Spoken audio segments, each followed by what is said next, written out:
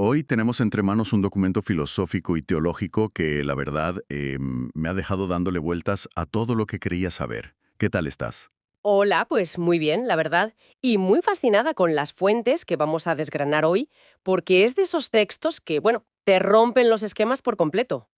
Totalmente. Es que, a ver, nuestra misión hoy no es entrar a juzgar si esto es un dogma verdadero o falso, sino analizar cómo este autor fusiona la ética naturalista con la evolución de la conciencia. Exacto. Es un enfoque súper audaz. Le da la vuelta por completo a lo que entendemos por nuestro destino final. Y es que normalmente cuando pensamos en ese concepto tan tradicional de ganarse el cielo, siempre nos viene a la mente la misma imagen. Sí, la de la vida como un castigo, ¿no? Eso es, o sea, como si la vida en la Tierra fuera una especie de carrera de obstáculos diseñada básicamente para sufrir. Es como si hubiéramos comprado esta narrativa de que la espiritualidad funciona como, no sé, como un programa de puntos de viajero frecuente de una aerolínea. Esa analogía me encanta, de verdad. Es muy visual. Es que es tal cual, uno va por la vida acumulando lo que podríamos llamar millas de sufrimiento. Aguantas incomodidades, haces sacrificios y la promesa es que cuando tengas saldo suficiente, lo canjeas por un vuelo directo al paraíso. Claro, en la otra vida. Pero el planteamiento de las fuentes de hoy propone una ruptura frontal con ese modelo. El autor desarrolla lo que él mismo llama una inversión teológica del goce. Inversión teológica del goce. Suena muy imponente. Lo es, no es, porque sostiene que el propósito de la existencia material no es purgar culpas con dolor. Al contrario, aprender a dominar el placer es en realidad un entrenamiento indispensable para nuestra supervivencia metafísica. Madre mía, es un giro monumental. O sea, llevamos siglos asumiendo que el dolor terrenal es el billete VIP para la eternidad. Sí, sí, y que el placer es, bueno, una trampa mortal para el alma, en el peor de los casos. Exacto. Pero claro, si te paras a pensar en cómo llegamos a esa conclusión, te entra una duda razonable. ¿Por qué el ser humano adoptó de forma tan masiva la idea de que sufrir era sinónimo de elevación? Pues a ver, la raíz de eso está en el dualismo filosófico clásico. Ya sabes, esa línea divisoria súper rígida que trazamos entre el espíritu, que es puro, y el cuerpo o la carne, que se veía como algo bajo y corruptible. Claro, bajo ese paradigma, castigar al cuerpo era la forma de liberar al espíritu. Eso es. Pero el texto argumenta que ese dualismo es un error de interpretación biológica tremendo. Nos invita a mirar el diseño del cuerpo, ya sea por un dios arquitecto o por la selección natural. Y en ambos casos, la eficiencia es la clave, ¿verdad? Exactamente. Ni la biología ni lo divino instalan sistemas complejísimos para que sean inútiles. La naturaleza no desarrolla redes neuronales sofisticadas de la nada solo para exigirnos que las ignoremos. Y esa es la pieza que hace que todo esto sea tan intrigante. Porque si el sufrimiento no es la moneda de cambio y no hay sistemas inútiles en nuestro cuerpo, tenemos que replantearnos qué papel juegan realmente el dolor y el placer. Claro, no pueden ser un simple fallo de fábrica. Para responder a esto, la fuente recurre a la etología. La ciencia del comportamiento animal, ¿no? Sí. Y desde esa perspectiva, el dolor no tiene ninguna mística. Es pura y exclusivamente un mecanismo de alarma. Te alerta de un daño para preservar tu vida. Tocas algo hirviendo y apartas la mano. Es un límite biológico, sin más drama. Eso es. Y el placer opera en el espectro opuesto. Es la señal neurobiológica de que estás en armonía con el entorno, cubriendo tus verdaderas necesidades. Entonces, claro, la contradicción es evidente. Dotarnos de esa capacidad inmensa para sentir placer y luego pedirnos que la suprimamos. Sería un contrasentido evolutivo absoluto. O un acto de sadismo, directamente. Es que imagínatelo en un contexto cotidiano. Es como si alguien se comprara un coche de altísima gama, con todos los sensores imaginables, y se empeñara en conducir ignorando el salpicadero. Sí, sí, vas directo en precipicio y el coche pitando. Exacto. El GPS en rojo, la voz diciendo peligro, y tú respondes, no, no, la verdadera virtud es apagar la pantalla y tirarme por el barranco para demostrar mi fuerza de voluntad. Es absurdo visto así, ¿verdad? Pues esa es la tragedia histórica que señala el autor. Hemos confundido la mortificación con la elevación. Madre mía. El texto propone que el placer es un auténtico sexto sentido, una brújula, y la verdadera espiritualidad sería tener la maestría para leer esas señales y optimizar nuestra salud y equilibrio con la creación. Ignorar el placer sería entonces desconectarse del orden divino. Pero a ver, si aceptamos que el placer es nuestro GPS integrado, la pregunta que se hará cualquiera que nos escuche es ¿hacia dónde nos guía? Claro, porque un GPS sin destino no sirve de nada. Y aquí entra otro cambio de paradigma enorme. Históricamente, desde Platón, arrastramos la idea de que el cuerpo es la cárcel del alma. Sí, la prisión de carne de la que hay que escapar. Pues el autor descarta esa metáfora por completo. Sustituye la idea de la cárcel por la de un laboratorio, o más bien un inmenso gimnasio de la percepción. Un gimnasio. Qué curioso. Sí, el cuerpo es tu traje de buzo indispensable en este plano material. Lo usas para entrenar tus capacidades, porque la eternidad no será estar flotando en una nube, durmiendo. Será algo más complejo, supongo. Muchísimo más. Un entorno de una complejidad vibratoria y dimensional tremenda. O sea, a ver si lo entiendo. Es como si esta vida fuera el nivel tutorial de un videojuego. Exactamente esa es la idea. Si no dominas los controles básicos aquí, refinando tu capacidad de percibir lo sutil en lo material, serás incapaz de navegar en el siguiente nivel, que exigirá herramientas mucho más agudas. Tal cual. El cuerpo material es el campo de entrenamiento. Pero claro, hay un matiz crucial en cómo entrenas. Vale, espera, porque aquí tengo que hacer de abogado del diablo. A ver, dime. Si alguien escucha que el placer es la brújula espiritual, la conclusión rápida puede ser peligrosa.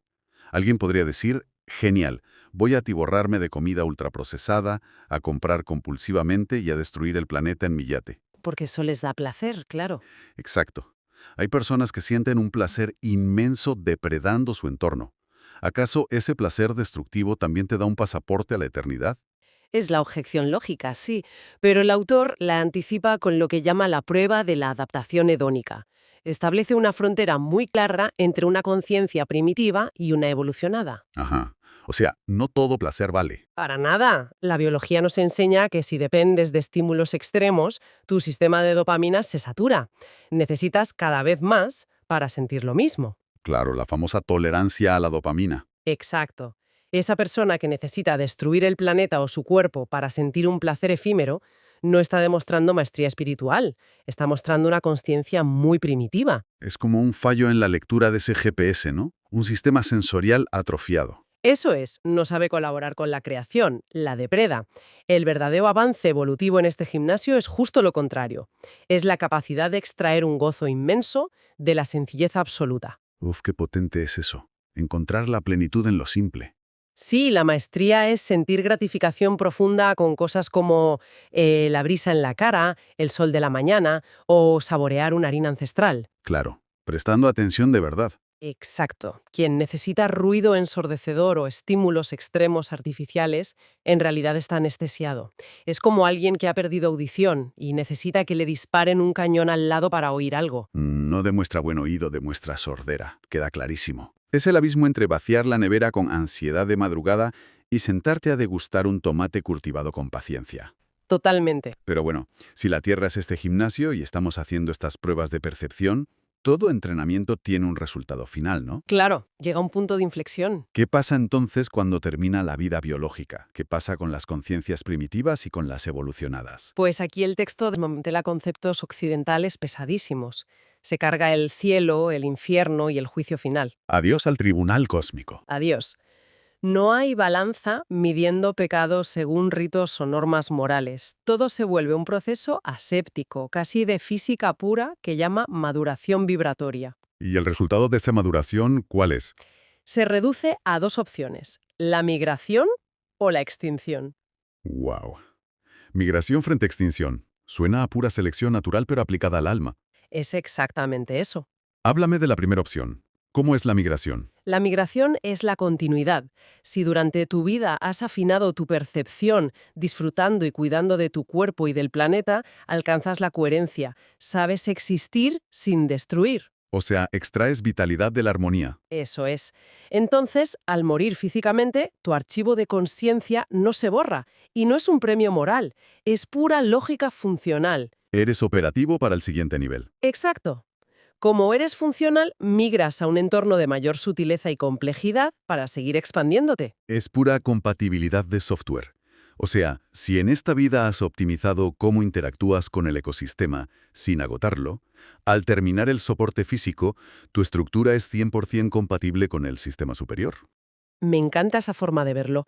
Sí, cumples los requisitos mínimos de adaptación ecológica de la conciencia. Vale. Pero ahora viene la parte vertiginosa. ¿Qué pasa en el escenario opuesto? Has hablado de extinción. Y sinceramente, la aniquilación absoluta suena casi más aterradora que un infierno tradicional. Es normal que asuste, porque el ego se rebela contra su propia inexistencia, pero el texto lo aborda desde la ley de la entropía. Entropía, claro, el caos. Sí, quienes viven en el conflicto constante, el dolor autoinfligido o destruyendo su entorno, operan contra las leyes de la vida. Son entrópicos, drenan energía del sistema en lugar de aportarla. Se vuelven un peso muerto, digamos. Exactamente. Al no saber percibir el placer desde la unidad, son inoperantes. Si los metes en un plano dimensional más complejo, colapsarían o destruirían ese entorno. Claro, no tienen la estructura para aguantarlo. Así que el universo, que es pura eficiencia, no nos manda un lago de fuego a torturarlos. Eso sería un gasto de energía inútil y sádico. Tiene todo el sentido. Simplemente la energía de esa conciencia se disuelve, se fragmenta y vuelve a la nada, porque no tiene los atributos para sobrevivir. Es que es asombrosamente irracional. No hay un verdugo castigando. Es solo la consecuencia de no haber superado la selección natural metafísica. Te conviertes en material reciclable. Tal cual. Impone respeto, sí, pero es una lógica aplastante y sin un gramo de crueldad vengativa. Sustituye el miedo por responsabilidad radical. Es que la cantidad de implicaciones que tiene esto para el día a día es enorme, porque no es solo filosofía de salón.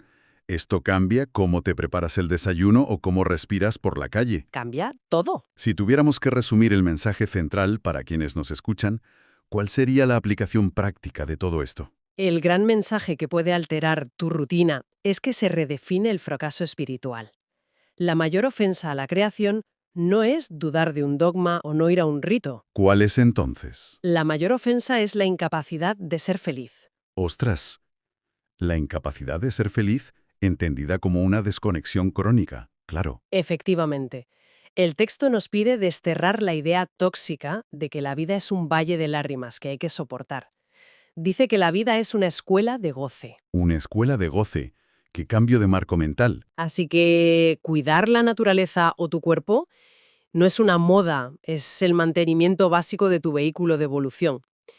Tienes que aprender a valorar lo diminuto, el milagro cotidiano de sentir. Fíjate que al leer las fuentes hay una imagen que usa el autor que me pareció de una poesía brutal y resume todo esto a la perfección. Ah, sí, la del pan, ¿verdad? Esa misma.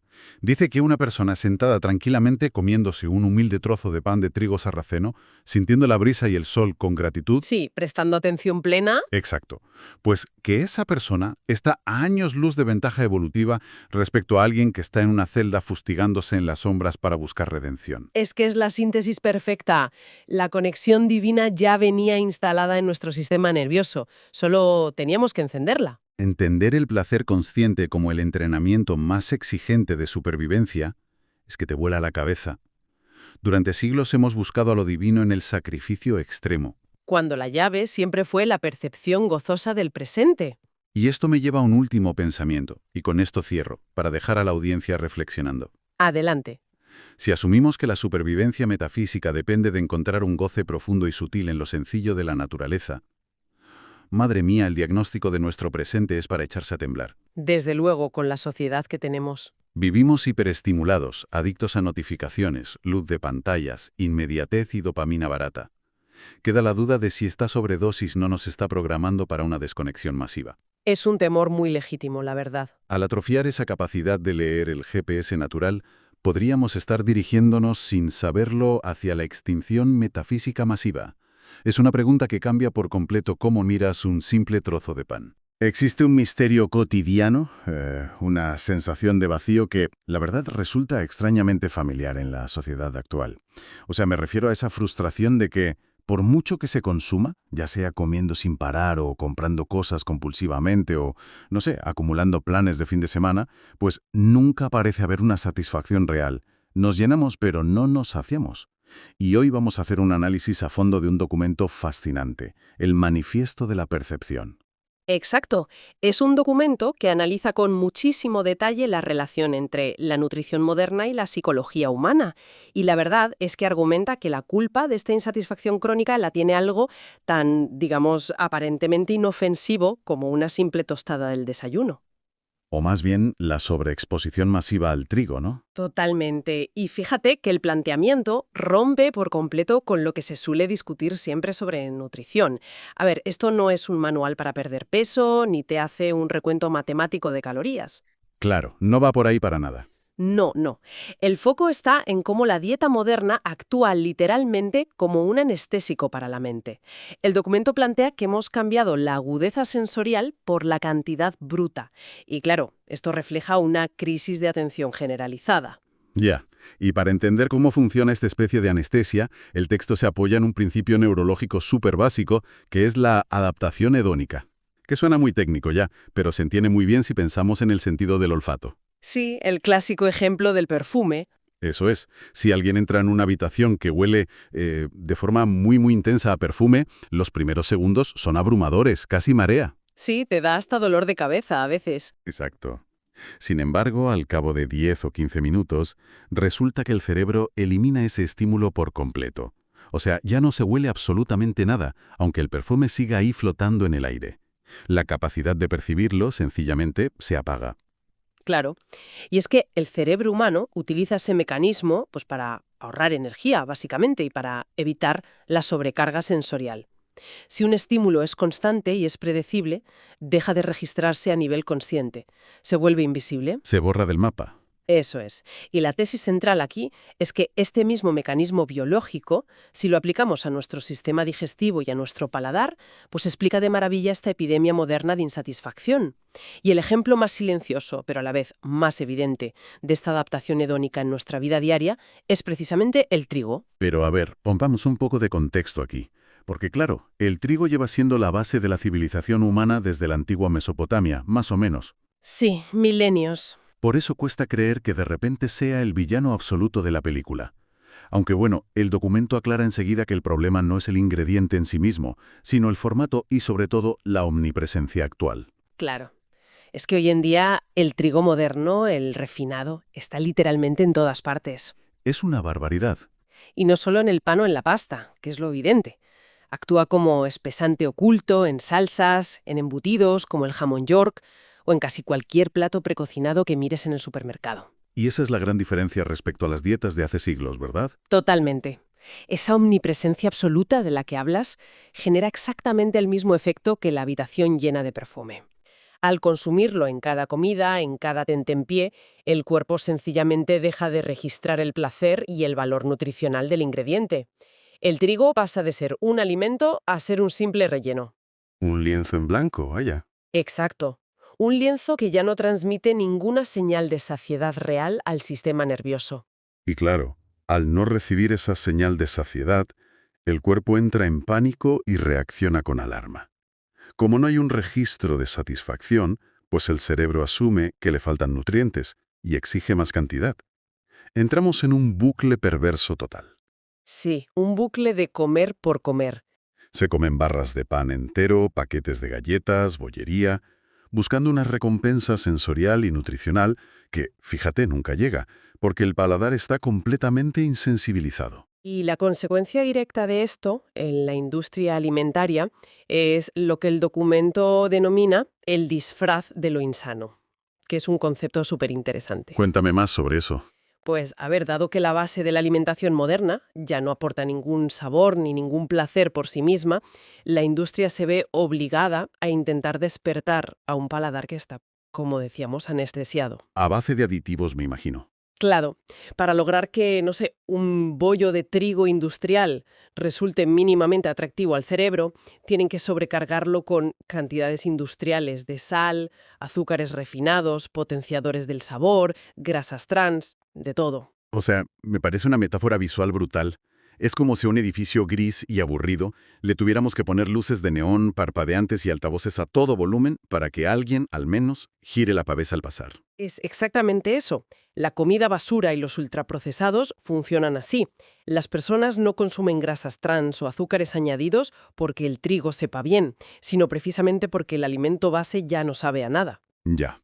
El monopolio del trigo ha creado un edificio aburridísimo. Sí, y además de insensibilizar el paladar, ha provocado un aumento enorme de intolerancias y problemas digestivos, todo derivado de consumir el mismo tipo de proteína, el gluten, de forma ininterrumpida. Y llegados a este punto, supongo que la solución no es dejar de comer o hacer dietas milagro. ¿Qué va? Para nada. El documento es muy claro en esto. La solución lógica, tanto técnica como vital, es la rotación.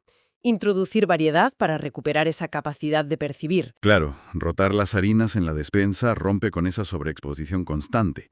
Volviendo a la analogía de antes, es el equivalente a salir de la habitación del perfume para respirar un poco de aire fresco. Eso es. Al introducir ingredientes nuevos, el cerebro sale de su letargo y vuelve a registrar matices. Mm. Y el texto propone una exploración de 3 alternativas principales que, a diferencia del trigo refinado, poseen una personalidad arrolladora. O sea que no necesitan de esos neones artificiales para destacar. Exacto. Y empieza hablando de la harina de garbanzo, Ah, el garbanzo. que destaca por ser la más densa a nivel nutricional, si no recuerdo mal. Sí, totalmente. Su perfil de proteínas y fibra es muy superior al de los cereales tradicionales. Y a nivel fisiológico, esto tiene un impacto crucial en el organismo. Porque la fibra ralentiza la digestión, ¿no? Justo, esa alta cantidad de fibra soluble evita los picos agudos de insulina en sangre que suele provocar la harina de trigo blanca. Así que proporciona una energía mucho más sostenida y, sobre todo, una sensación de saciedad real. Y en cuanto al sabor, bueno, aporta un toque terroso, muy peculiar, llama la atención y llena la boca sin necesidad de aderezos excesivos. Pero luego el documento menciona la harina de sarraceno y la califica como la alternativa más completa. Sí, y el sarraceno es fascinante, porque para empezar, ni siquiera es un cereal desde el punto de vista botánico. Qué curioso, eso no lo sabía. Es lo que llaman un pseudocereal. Aporta una proteína de muy alta calidad que contiene todos los aminoácidos esenciales, algo que es bastante raro en el mundo vegetal. Y además creo que leí que incluye antioxidantes únicos. Sí, como la rutina, que ayuda muchísimo a fortalecer los vasos sanguíneos y protege todo el sistema cardiovascular. Y su sabor es profundamente distinto al del garbanzo. Tiene unos matices intensos que recuerdan un poco a la nuez tostada. Suena delicioso, la verdad. Y como tercera gran opción aparece la harina de maíz, que la describen como la más energética. A nivel de composición, el maíz aporta nutrientes más sencillos. Esto se traduce en una fuente de energía muy rápida y de fácil asimilación. Ideal para un empujón rápido. Claro. Y su gran virtud gastronómica es que introduce un dulzor natural que resulta muy agradable, lo que la hace súper versátil para equilibrar otras mezclas de harinas. Aunque, llegados a este punto, creo que vale la pena mencionar la postura del manifiesto sobre el trigo integral. Porque mucha gente piensa, oye, pues cambio el pan blanco por el pan integral y ya he resuelto el problema. Ya, es el mito clásico. Y aunque el texto reconoce que, el trigo integral conserva su salvado y su germen, y por tanto aporta más fibra que su versión refinada, advierte de algo importante. Que sigue alimentando el mismo monopolio. Exactamente. A nivel de minerales y de respuesta metabólica, el trigo, aunque sea integral, continúa siendo inferior si se compara con gigantes nutricionales como el garbanzo o el sarraceno. Claro, porque el hilo conductor de estas 3 alternativas que comentas es la identidad pura del ingrediente. Una masa hecha con agua y harina de sarraceno o de garbanzo tiene tanta fuerza por sí misma que resulta placentera sin añadir nada. Eso es, no hay necesidad de sepultar estas harinas bajo capas y capas de mantequilla, natas o azúcares para que tengan gracia. El placer se extrae de la colaboración con la propia naturaleza del ingrediente. Vale. Todo este análisis nutricional suena impecable en la teoría, pero a nivel práctico, aquí surge un obstáculo monumental. A ver, ¿te escucho? Pues que la industria utiliza el trigo de forma masiva porque funciona mecánicamente mejor que cualquier otra cosa. O sea, el gluten es una proteína que, al amasarse, crea una red elástica maravillosa. La famosa malla del gluten. Eso es. Atrapa el aire, Permite que la masa se estire como un chicle y logra que los panes suban en el horno de forma espectacular. Si alguien intenta hacer una masa de pizza o un bizcocho solo con harina de garbanzo o de sarraceno sin esa red elástica, el resultado suele ser, bueno, un desastre. Un ladrillo. Sí, parece más un bloque de cemento denso que un alimento apetecible. Ya te entiendo perfectamente. Y ese ha sido el gran desafío histórico de toda la panadería libre de gluten. Al no existir esa malla estructural, los gases que liberan las levaduras durante la fermentación pues simplemente se escapan. Claro, la masa no retiene el aire, no sube y termina siendo seca y súper quebradiza. Exacto. Sin embargo, aquí es donde la ciencia culinaria moderna aporta una solución técnica que el documento considera poco menos que revolucionaria: el psyllium. Ah, la cáscara de psyllium, o psyllium husk, como le dicen en inglés. Sí, eso es. Es una fibra soluble que se extrae de la semilla de una planta que es originaria de la India. Y el psyllium actúa mecánicamente como el sustituto perfecto del gluten, pero sin arrastrar los problemas de sobreexposición que comentábamos antes. ¿Y cómo funciona exactamente? Pues al entrar en contacto con el agua en una receta, esta fibra forma un mucílabo, una especie de gel que es muy, muy viscoso. Y ese gel se entrelaza en la masa de sarraceno o de garbanzo y crea una estructura de soporte que antes era imposible de conseguir. O sea que asume el trabajo mecánico de retener el gas de la levadura. Justo. Permite amasar, estirar la masa sin que se rompan las manos y logra que los panes y los bizcochos tengan esa miga alveolada y súper esponjosa que resulta tan agradable al morder. ¡Qué pasada! O sea que los resultados alcanzan un nivel verdaderamente profesional, manteniendo las propiedades mecánicas y la elasticidad del pan tradicional de trigo. Sí, pero con la inmensa diferencia de que se conserva intacta la digestibilidad y el perfil nutricional superior de estas harinas alternativas. Y la conclusión que arroja esta parte técnica es fundamental. Que ya no hay excusas, básicamente. Exacto. El psyllium elimina por completo el concepto de sacrificio. Ya no hay ninguna barrera técnica para no variar la dieta. No hay que elegir entre el placer de comerse una buena pizza esponjosa o cuidar la salida intestinal. Ahora se pueden tener ambas cosas. Fíjate que ese concepto de una estructura que sostiene a otras, pero sin robarles el protagonismo, me parece precioso, y de hecho, sirve de puente perfecto para el giro más sorprendente de este manifiesto de la percepción. Sí, cuando el texto abandona la despensa y da un salto directo hacia la psicología social. Exactamente. Traslada todo esto que hemos estado hablando sobre amasar pan y lo aplica a las relaciones humanas. Argumenta que la adaptación hedónica no solo arruina el paladar, sino que devasta nuestra forma de interactuar con los demás. Es un paralelismo súper profundo.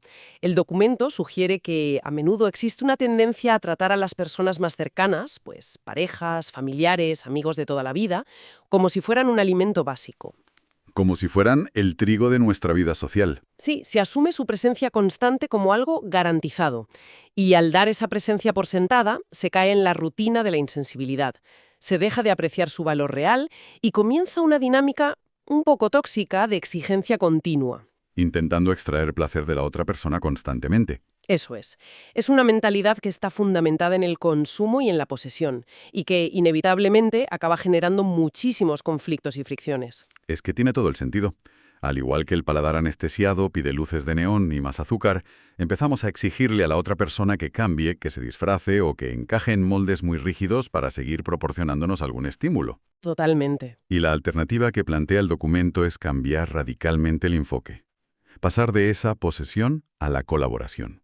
Lo cual implica entender que cada ser humano es como una harina diferente, con una personalidad arrolladora y compleja que no necesita ser alterada ni endulzada para ser valiosa. Me encanta esa visión. Siguiendo con la analogía, del mismo modo que rotar la despensa mejora nuestra respuesta metabólica, diversificar los círculos sociales y colaborar con personas muy distintas enriquece toda nuestra estructura emocional. Claro. Cuando la motivación no es poseer a alguien para cubrir una carencia propia, sino colaborar, se abren posibilidades de crear algo nuevo y muchísimo más sano. Y aquí es donde la pieza del psyllium encaja de forma magistral en las relaciones humanas. Es como si le estuviéramos echando grasas trans a una harina neutra para que sepa algo. Sí, lo estás disfrazando por completo. Pero al colaborar desde el respeto, actuamos como ese gel natural del psyllium. No anulamos el carácter intenso del sarraceno ni el toque terroso del garbanzo. Simplemente aportamos la cohesión y la estructura necesaria para que cada personalidad dé lo mejor de sí misma y la relación fermente de forma natural. Esa metáfora del silium social es que lo ilustra perfectamente. El apoyo mutuo no requiere borrar la identidad de nadie, proveer estructuras sin imponer condiciones. Y fíjate, esta idea de abandonar la exigencia constante nos conduce a la tesis final, y yo diría, más amplia de este manifiesto. Sí, la que dice que el problema subyacente de la sociedad moderna no reside en los objetos o alimentos que consumimos, sino en nuestra nula capacidad para sentirlos. Totalmente. El sistema actual basado en un crecimiento perpetuo nos empuja hacia un consumo infinito, más cantidad de objetos comprados, más comida rápida procesada, más estímulos continuos por todas partes. Y la trampa funciona porque la percepción general de la gente está bajo mínimos debido a esta adaptación hedónica de la que hablábamos al principio. Claro. Se genera la falsa creencia de necesitar desesperadamente acumular más y más, cuando la solución real no es aumentar el volumen, sino aumentar la sensibilidad para sentir profundamente lo que ya está ahí. El documento bautiza este enfoque como en la economía del placer, que me parece un término brillante. Sí, hace una distinción muy clara entre la figura del consumidor y la del perceptor. Exacto. Un consumidor tradicional, con los sentidos totalmente embotados por el exceso, necesita comerse 1 kilo entero de bollería industrial o, no sé, comprarse 5 artículos nuevos cada semana para experimentar una sensación súper fugaz de saciedad. Que dura un segundo, vaya. Nada. En cambio, un perceptor que ha entrenado su agudeza sensorial y ha limpiado su entorno de ruido, funciona de manera radicalmente distinta. Es que a un perceptor le basta un solo bocado. Un solo trozo de masa pura de sarraceno, saboreado con plena conciencia, proporciona una satisfacción inmensamente mayor y más duradera que el atracón vacío del consumidor. Es la magia de afilar la percepción. Los estímulos más sencillos recuperan una fuerza tremenda. La textura del viento frío en la cara, la luz de la mañana o el aroma terroso de un alimento real se transforman en experiencias riquísimas. Y el conflicto, ya sea un problema digestivo por sobrecarga de gluten, un desgaste emocional en una relación por exigencias irreales, o simplemente la frustración general frente a la vida, empieza a desaparecer cuando cesa la lucha contra la realidad. Cuando se deja de intentar doblegar a las personas y a los ingredientes para que se adapten a la fuerza a nuestros deseos insaciables. Exacto. Y se aprende a colaborar con la naturaleza intrínseca de cada elemento. Variar de harinas bajo esta lente deja de ser una mera receta de cocina. Es un entrenamiento filosófico para la vida cotidiana. Que al final de todo, el universo no nos va a juzgar por esa lista clásica de pecados que nos han enseñado desde que éramos pequeños. Claro, nada de castigos por no cumplir ciertas normas. Exacto. Nada de ritos incompletos o normas de conducta infringidas. Imaginemos que el juicio cósmico, si es que eso existe, se basa en, pues, las veces que fuimos absolutamente incapaces de disfrutar del sabor de un simple trozo de pan. Madre mía. O en las veces que, por pura prisa, pasamos por alto el calor del sol en la cara en una mañana de invierno. Suena casi a provocación, ¿verdad? Totalmente. Pues esto es exactamente lo que proponen las fuentes de nuestro análisis a fondo de hoy. Encantada de estar aquí para desgranar esto. Y yo encantado de acompañarte en esta inmersión. Nos enfrentamos a unos textos filosóficos y teológicos que plantean un concepto brutal. Lo denominan una inversión teológica del goce. Un título que ya impone. Ya ves, y la misión de esta exploración exhaustiva que vamos a hacer hoy es diseccionar cómo esta idea desmantela siglos y siglos de tradición. Básicamente, postulan que el placer es una brújula divina y que el cuerpo humano, lejos de ser un castigo, es un laboratorio diseñado para nuestra supervivencia metafísica. Es un giro de 180 grados absoluto. A ver, vamos a darle una vuelta a esto. Porque la premisa de que la espiritualidad y la biología no están reñidas, sino que son exactamente la misma tecnología, lo cambia absolutamente todo. Lo cambia todo, sí. Y para entender el impacto real de estos textos, hay que poner las cartas sobre la mesa respecto a nuestro contexto histórico. Fundamental, claro. Porque, durante siglos, gran parte de la religión occidental y de la filosofía moral han operado bajo lo que este documento define directamente como un error colosal de interpretación biológica. Un fallo de base, vamos. Exacto, un fallo de hardware casi. Se ha asumido de forma casi unánime que sufrir nos ennoblece, que el dolor terrenal es una especie de moneda de cambio. Sí, sí, como un peaje. Un peaje que pagamos para comprar un billete hacia la gloria después de la muerte. Eso es. Pero, y aquí es donde la argumentación de las fuentes se vuelve fascinante, si observamos el diseño de la naturaleza desde una perspectiva puramente evolutiva, o incluso de diseño inteligente, hay una regla inquebrantable. ¿Cuál? Pues que la biología no gasta energía en crear sistemas inútiles. La naturaleza no instala una red neuronal complejísima en nuestro cuerpo para que pasemos toda la vida reprimiéndola. Espera, espera. O sea, eso va en contra de casi todo lo que nos han enseñado. ¿Me estás diciendo que siglos de estoicismo malentendido o de mortificación religiosa son un error de sistema? Según estos textos, sí. Madre mía. E incluso esta cultura moderna del no pain, no gain, del sufrir en el gimnasio o en el trabajo, todo eso son fallos desde el punto de vista del texto. Exactamente.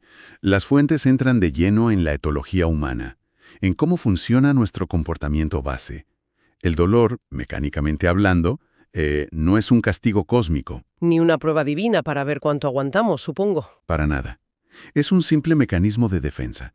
Es una alarma que te advierte de que hay un desajuste biológico grave. Y por el otro lado, el placer no es un pecado encubierto, ni una tentación del ego. ¿Qué es entonces en este marco? Es la señal funcional de que hay coherencia. Es literalmente el cuerpo traduciendo químicamente la armonía con tu entorno. Por tanto, el placer y el dolor dejan de ser conceptos morales de bien y mal. ¡Qué fuerte! Sí, pasan a ser pura información de navegación. O sea, a ver si lo pillo. Si el cuerpo es un instrumento de medición de la realidad, venerar el sufrimiento constante sería como, no sé, como tener el salpicadero de un coche ultramoderno, ver que se enciende la luz roja del motor. Sí, Ujú. Y en vez de llevarlo a taller, te alegras, le pones cinta adhesiva encima para no verla y sigues conduciendo. esa analogía es perfecta. Es que es un absurdo lógico. Si ignoras los pequeños avisos, el GPS, y esperas llegar al destino correcto a base de sufrir y perderte. Claro, si el sistema pita, ajustas el rumbo. No te fustigas por escuchar la alarma. Totalmente. Pero, fíjate, esa imagen del coche nos obliga a mirar cómo funciona por dentro. Sí, nos obliga a ver los mecanismos internos. ¿Por qué se enciende esa luz? La evolución diseñó el cerebro para garantizar la supervivencia, no para mantenernos en un estado de euforia constante. Claro, porque si fuéramos permanentemente felices, no haríamos nada. Exacto. No buscaríamos alimento ni refugio, nos quedaríamos sentados hasta morir. Por eso el circuito del placer está mediado por la dopamina, que genera la anticipación y el deseo. Ese empujoncito para movernos. Eso es. Y luego entran los opioides endógenos que nos dan una recompensa muy breve cuando logramos el objetivo. Es un equilibrio precario por diseño. O sea, que el placer tiene que ser breve para que sigamos buscando. Y el texto sostiene que es precisamente en ese dinamismo, en ese constante reajuste entre el estímulo, el placer efímero y la necesidad de buscar más, donde nace la conciencia humana. ¡Ostras! Sí, la conciencia necesita ese margen de error neurológico para existir. A ver, paremos aquí un segundo. Si tenemos este sistema biológico tan maravillosamente calibrado, si estamos programados genéticamente para buscar esa coherencia a través del placer, ¿por qué estamos todos tan perdidos? Es la gran pregunta. Porque uno mira a su alrededor y desde luego no ve a una humanidad en profunda armonía biológica. Ve a una sociedad estresada, insatisfecha y enganchada a estímulos que, paradójicamente, la están destruyendo. Pues ese es el gran diagnóstico que hacen las fuentes sobre nuestro tiempo actual. E introducen un concepto que a mí me parece letal. Cuéntame. Hablan del analfabetismo del placer. El tema de la humanidad no es la búsqueda del goce en sí, sino nuestra absoluta incapacidad para leer nuestras propias señales perceptivas en el mundo moderno. O sea que no sabemos leer nuestro propio cuerpo. Exacto. Nuestro sistema biológico confía en que los estímulos que detecta provienen del mundo natural, porque ahí evolucionó. Pero hoy vivimos en un entorno diseñado a medida para hackear ese sistema. Claro, con hiperestimulación constante. Justo. Estamos bombardeados por lo que el texto llama placeres descontextualizados o saturados. Vale, estamos hablando de cosas como la comida basura y las redes sociales. Hablamos de todo estímulo que genere un pico antinatural de dopamina, Y ojo, nuestra intención aquí no es posicionarnos ni decir a nadie cómo tiene que vivir su vida. No, no, por supuesto. Nuestro objetivo es simplemente desgranar lo que dicen los textos y mantenernos neutrales sobre el diagnóstico social que hacen. Exactamente. Simplemente exponemos esta crítica.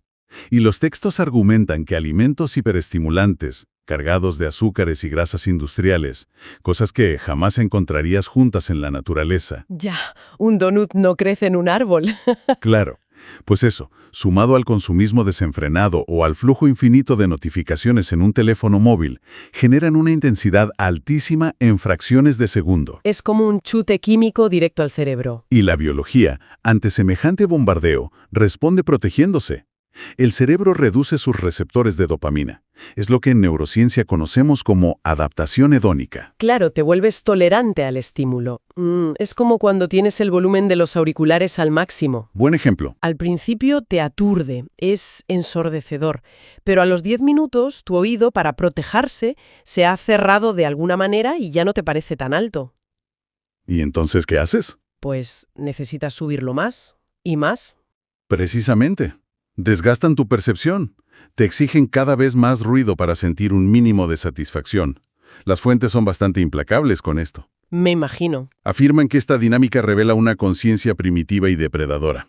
Una conciencia que, para sentir que existe, necesita consumir y destruir su entorno. Ya sea devastando el planeta para fabricar bienes efímeros o destruyendo la propia salud metabólica de la persona. ¿Eso es? Y frente a este colapso perceptivo, la alternativa radical que proponen es el cultivo de lo que llaman placeres de alta resolución. De baja intensidad. Sí, cosas muy cotidianas. Cosas como notar la textura del viento, respirar aire frío y limpio en un bosque, o saborear de forma muy consciente un pan de masa madre hecho con harinas ancestrales. Son estímulos aparentemente minúsculos. Minúsculos, sí, pero la tesis mecánica detrás de esto es fascinante. Argumentan que estos placeres sutiles, al contrario que los saturados, expanden tu sensibilidad. Te afinan, por así decirlo. Claro, pensándolo bien, siguiendo con la analogía de antes, consumir esos placeres hiperestimulantes modernos sería como intentar escuchar una sinfonía en unos altavoces con las membranas rotas, puestos a tope de potencia. ¿Solo recibes ruido? Pura distorsión que te va dejando sordo poco a poco. En cambio, entrenarse en los placeres de alta resolución sería como afinar cuidadosamente un instrumento de cuerda, un violín muy delicado. Me gusta mucho esa imagen. Al principio requiere un silencio absoluto y muchísima atención, claro, pero con el tiempo la madera vibra con tal precisión que eres capaz de captar el matiz más diminuto. Y requiere mucho menos volumen para generar una experiencia inmensa. Exacto. Esa metáfora del altavoz roto frente al violín ilustra a la perfección el mecanismo que está en juego. Un sistema saturado necesita violencia química para registrar un evento. Necesita el choque, mientras que un sistema afinado, de alta resolución, experimenta asombro y plenitud con estímulos bajísimos. Y esto plantea una disyuntiva constante en nuestra rutina diaria. Todo el rato. ¿Cómo distinguimos entre lo que nos nutre y lo que simplemente nos anestesia? ¿No? Nos vende la anestesia disfrazada de goce máximo. Totalmente. Y la clave que dan los textos está en la coherencia posterior al acto. ¿Cómo es eso? A ver, el placer de alta resolución te integra, te deja más presente, más conectado con tu cuerpo después de experimentarlo. Te deja bien a largo plazo. Eso es. En cambio, el placer saturado, el ruido de ese altavoz roto que decías, te fragmenta. Tras el subidón inicial, te deja un vacío que casi roza la disociación. ¡Buf, qué interesante! Vale, esto cambia las reglas del juego de una manera radical. Ya lo creo. Porque si afinar este instrumento biológico es lo único que nos permite experimentar la realidad sin distorsión, entonces nuestra ética entera se da la vuelta. Se desmorona la ética tradicional, sí. Ya no vemos la vida como un campo de pruebas moral, donde hay un juez invisible que lleva la cuenta de a quién hemos obedecido o qué normas hemos roto. Exacto. La vida, y sobre todo el cuerpo, se convierte en un laboratorio perceptivo. Un laboratorio perceptivo, me encanta. Es el salto conceptual más profundo de este deep dive, creo yo. Sí. En este nuevo marco, cuidar de tu cuerpo, alimentarlo bien, darle descanso y exponerlo a la naturaleza ya no es una simple recomendación médica. Ni una cuestión estética, que es como se suele ver hoy en día. Para nada. Las fuentes lo elevan literalmente a la categoría de necesidad epistemológica. Vale, freno un momento ahí. Necesidad epistemológica suena a tesis doctoral de filosofía dura y pura. Tradúceme cómo funciona eso en la mecánica del día a día, por favor. A ver, la epistemología es la rama de la filosofía que estudia cómo sabemos lo que es verdad, cómo percibimos la realidad. Vale. Cuando el texto dice que cuidar el cuerpo es una necesidad epistemológica, se refiere a la física pura de nuestro cerebro. A nivel neuronal. Sí. Si tu sistema nervioso está inflamado por una mala dieta, saturado de estrés crónico y bañado en cortisol, Que es lo normal hoy en día, tristemente. pues si estás así, la corteza prefrontal de tu cerebro, que es la parte encargada del pensamiento complejo, la empatía y la claridad, literalmente disminuye su actividad. O sea, se apaga. Se apaga, sí. La sangre fluye hacia la amígdala para prepararte para luchar o huir. Estás en modo supervivencia básica. Claro. El cuerpo piensa que te persigue un león, aunque solo sea un correo de tu jefe. Exactamente. En ese estado de alarma biológica constante, es físicamente imposible que percibas la verdad de tu entorno o que tengas una conexión espiritual genuina. Estás ciego, básicamente. Exacto. Estás ciego. Por lo tanto, argumentan, sin un sistema biológico limpio no hay percepción clara. Y sin percepción clara es imposible que la conciencia madure. O sea que la nueva brújula ética para decidir sobre nuestras acciones no es preguntarnos si algo es un pecado o si ofende a una deidad. No, la pregunta cambia por completo. Sería preguntarnos pragmáticamente, ¿esto que voy a hacer o que voy a comer o a consumir aumenta o disminuye mi capacidad de percibir la realidad sin distorsión? Eso es. Toda acción se evalúa por su impacto en la resolución de tu percepción. De hecho, los textos llegan a utilizar una frase muy contundente. A ver, Hablan del deber sagrado de ser feliz. el deber sagrado de ser feliz. Concluyen que la mayor ofensa posible a las leyes del universo no es saltarse un dogma inventado, es desarrollar una ceguera tal que te impida disfrutar de la milagrosa sencillez de existir. Pero ojo con esto. Tengo que hacer un poco de abogada del diablo aquí, porque le veo una trampa inmensa. Dispara. A ver, si empezamos a predicar que tenemos un deber sagrado de ser felices, ¿no corremos el riesgo de caer en esa dictadura de la positividad tóxica? Ah, la típica de las tazas de desayuno. Exacto. El rollo este de sonríe siempre que el universo te mira. Si quieres, puedes. Ya. Porque claro, si alguien está pasando por un duelo terrible por la pérdida de un familiar o tiene una depresión clínica grave, ¿qué pasa? Encima le echamos la culpa cósmica por no estar disfrutando de un atardecer o de un croissant de masa madre. Es una objeción crítica, y la verdad es que es fundamental no malinterpretar las fuentes en este punto. El texto rechaza tajantemente la positividad tóxica. Menos mal. Sí. Cuando habla del deber sagrado, no impone una tiranía de la sonrisa constante, ni propone negar el dolor genuino que es biológicamente necesario. Claro, el dolor decíamos antes que es información funcional. Exacto. Se refiere a mantener la funcionalidad del sistema. La tristeza profunda, el duelo o la frustración son respuestas altamente coherentes de un sistema que funciona bien ante una pérdida importante. Si pierdes a alguien, lo coherente es que tu sistema llore esa pérdida. Lo raro sería que no lo hiciera. Lo que se penaliza en esta filosofía no es sentir dolor temporal, es la tendencia a instalarnos voluntariamente en el sufrimiento inútil. La rumiación constante. La rumiación, la queja por inercia, la desconexión. La espiritualidad aquí no es un examen de moralidad de a ver si eres bueno y sonríes. Es un entrenamiento funcional. Exige precisión y resiliencia, entonces. Te pide que mantengas tu instrumento afinado para que suene la nota que tiene que sonar en cada momento de la vida, ya sea una nota de profunda alegría o de desgarradora melancolía. Pero que suene clara, sin la distorsión del ruido tóxico. Exacto, que la nota sea pura. Entendido. Es limpiar la estática del canal de comunicación, sea cual sea el mensaje que esté llegando en ese momento vital. Esa es la idea principal. Vale, digamos que compro esta premisa. Paso mi vida en este laboratorio. Afino mi violín, elimino el ruido, vivo en esa coherencia sin negar la realidad y saboreando los placeres de alta resolución. Vale, La pregunta lógica que se cae por su propio peso es ¿para qué? el objetivo final. Claro, ¿para qué tantos entrenamiento perceptivo? ¿Qué pasa cuando el laboratorio finalmente cierra? Es decir, cuando nos morimos. Y aquí es donde la exploración de las fuentes abandona por completo la teología tradicional cristiana o cualquier otra religión clásica. Se meten en terrenos más de ciencia ficción casi, ¿no? Se adentran en lo que parece pura física de la información y termodinámica aplicada al alba. ¡Guau! La escatología de estos textos, o sea, su visión sobre el destino final de la humanidad y la vida después de la muerte, elimina de un plumazo la figura del Dios que juzga. Cero juicio moral. Cero.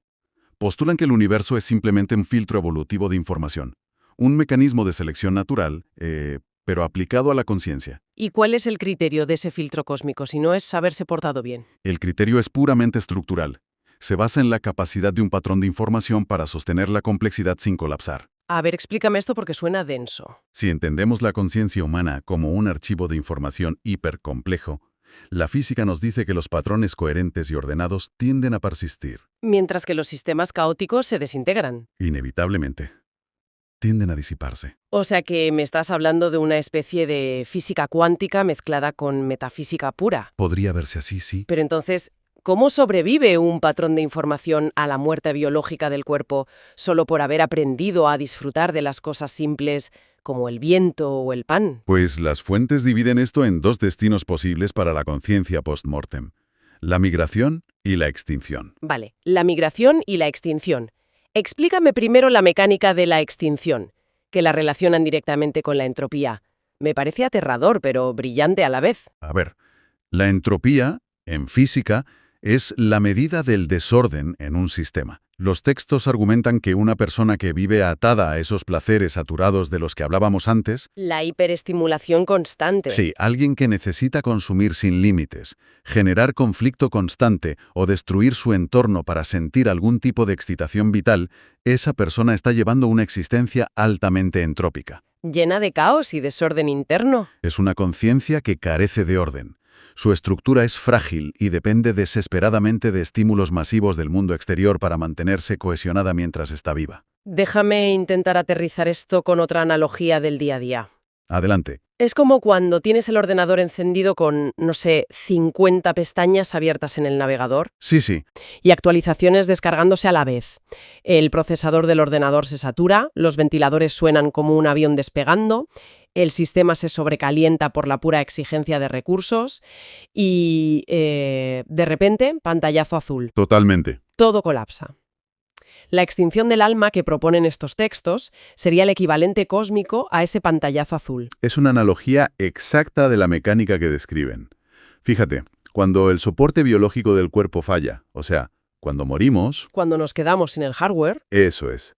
Ese patrón de conciencia entrópico, esa mente llena de pestañas abiertas y ruido, ya no tiene la red neuronal que le daba un soporte artificial y químico. ya no hay cerebro físico que la sostenga. Como no sabe sostenerse a sí misma desde la sutileza, su patrón simplemente colapsa, da el pantallazo azul definitivo. Se desintegra y retorna al ruido de fondo del universo. O sea, desaparece. Desaparece. No hay un infierno lleno de fuego ni un demonio con un tridente castigando a nadie. Simplemente hay incapacidad estructural. No son aptos para la enorme complejidad de existir sin un cuerpo denso. Así que se desvanecen en la nada. Exactamente. Se desvanecen por pura física. ¡Qué barbaridad! Sustituyen el castigo divino de toda la vida por un simple error de compatibilidad de hardware. Me vuela la cabeza. Es un enfoque muy frío, pero a la vez muy elegante. Y frente a esta extinción entrópica, tendríamos la migración, que entiendo que es la continuidad informacional de la consciencia. Exacto. La migración es el destino de esa conciencia que se ha entrenado en el laboratorio perceptivo que es el cuerpo. La que ha afinado el violín. Esa misma. Aquella que ha encontrado un goce profundo, sereno y autosuficiente en cuidar su cuerpo y su ecosistema. Al afinar su percepción a través de esos placeres de alta resolución, su patrón de información se vuelve increíblemente ordenado. Más compacto, ¿no? Compacto y coherente. Requiere muy poca energía externa para experimentar la plenitud.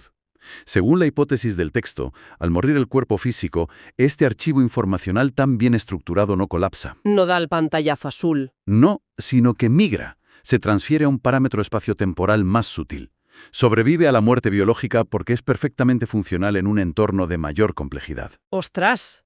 Es una visión abrumadora. Despoja a la idea de eternidad de toda esa carga de sumisión moral que nos han inculcado desde que el mundo es mundo. Totalmente. Rompe con el paradigma de la culpa. Básicamente nos dicen que la supervivencia metafísica depende de necesitar cada vez menos ruido para poder sostener, procesar y disfrutar de cada vez más realidad. Muy bien resumido. O sea, el que sabe disfrutar con total presencia del calor del sol una mañana de martes está literalmente demostrando al universo que su estructura informacional es lo bastante sólida como para soportar la eternidad. Es una prueba de estrés cósmica superada. Es una criba natural a nivel del alma y pone toda, absolutamente toda la responsabilidad directamente en nuestras decisiones sensoriales cotidianas. Le devuelve toda la agencia al ser humano. ¿Tu destino post-mortem, si aceptamos este paradigma de las fuentes, claro? Sí, moviéndonos siempre en la teoría. Pues no dependería del capricho de una deidad externa, ni de un perdón rápido y de última hora en el lecho de muerte. Exacto. Depende de las redes neuronales que estás esculpiendo hoy. De si, en este preciso instante, estás eligiendo afinar tu percepción o sumergirte voluntariamente en el ruido. Menuda tela. Menudo viaje intelectual y conceptual hemos recorrido con estas fuentes hoy. Es para darle una buena vuelta, desde luego. Y tanto. Para recopilar y asentar todo lo que hemos extraído de este análisis a fondo. Hemos partido de esa visión antigua, un poco rancia y heredada, que trataba el cuerpo humano como un estorbo molesto en el camino a la iluminación. La cárcel del alma. Eso es. Y lo hemos redescubierto como el instrumento de navegación más sofisticado que existe en el universo. Nuestro laboratorio personal. Una brújula infalible si sabes leerla. Y lo que rompe todos los esquemas. Que la diferencia entre fundirnos en la extinción entrópica y desaparecer en la nada o alcanzar una continuidad metafísica no dependería de hacer enormes sacrificios dogmáticos, Sino de maestría perceptiva. de la maestría con la que aprendamos a saborear la luz del sol y, de paso, protegiendo nuestro entorno en lugar de devorarlo con consumismo. Convierte cada segundo de la vida cotidiana en una práctica sagrada real, en un verdadero entrenamiento de supervivencia cósmica. La biología se revela como la puerta de acceso directa a la metafísica. Y con esto sobre la mesa, la invitación obligada para quienes nos escuchan hoy es que dirijan un momento la mirada hacia su propia rutina. Que hagan inventario. Que quienes nos acompañan evalúen por un momento su dieta perceptiva de esta semana, cuando se levantan por la mañana y miran el teléfono, cuando eligen qué comer, cómo conversan con alguien o qué miran por la ventana. ¿Están afinando el instrumento o rompiendo el altavoz? Esa es la clave. ¿Están esos estímulos afinando vuestro violín interno para captar los matices de la vida? ¿O están fundiendo vuestros circuitos con un ruido que solo deja agotamiento y anestesia? Es una pregunta dura, ¿eh? Lo es, pero tiene el potencial de reestructurar desde cero cómo decidimos vivir a partir de mañana mismo. Sin duda. Porque si el objetivo biológico y espiritual es la máxima coherencia, hasta la elección más pequeña que hacemos a nivel sensorial tiene un peso incalculable. Absolutamente. Todo cuenta. Cada detalle.